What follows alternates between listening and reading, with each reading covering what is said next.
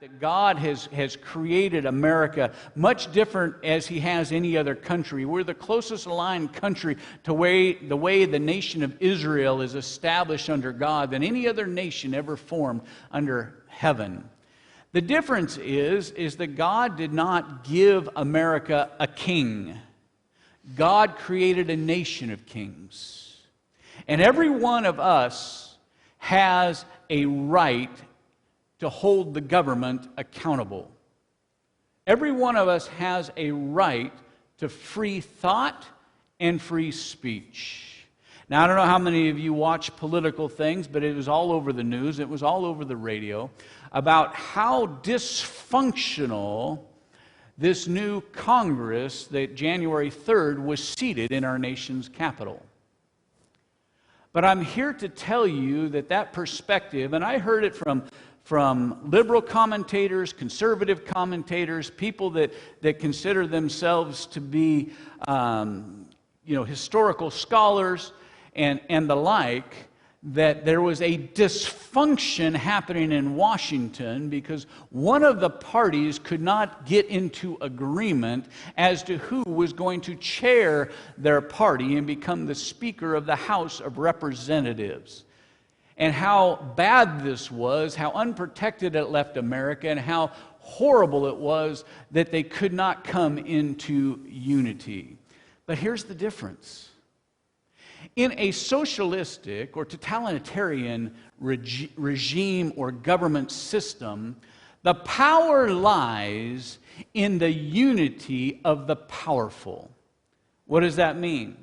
That means the powerful come together and determine who the potentate, who the authority is going to be, and then they dictate to the followers who they are to support, and anybody who does not support that person now is out of order, and in some countries literally subject to immediate disappearance, if you know what I mean, right?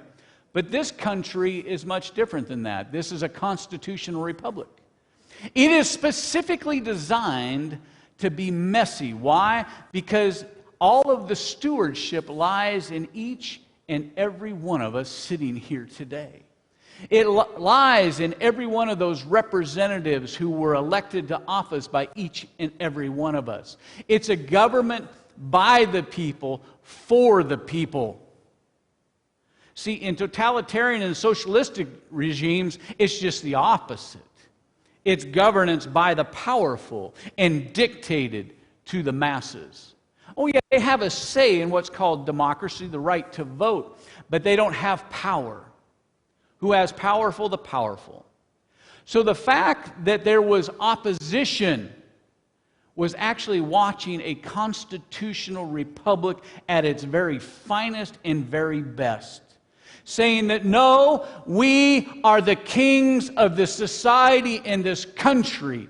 And even though you pressure us, we have a right to our voice. And that's why this new woke governance of shutting people up and silencing them and telling them what is hate speech and what you can say and what you can't say and what's politically correct and politically incorrect was protected by the First Amendment that our founding fathers adopted to the United States Constitution.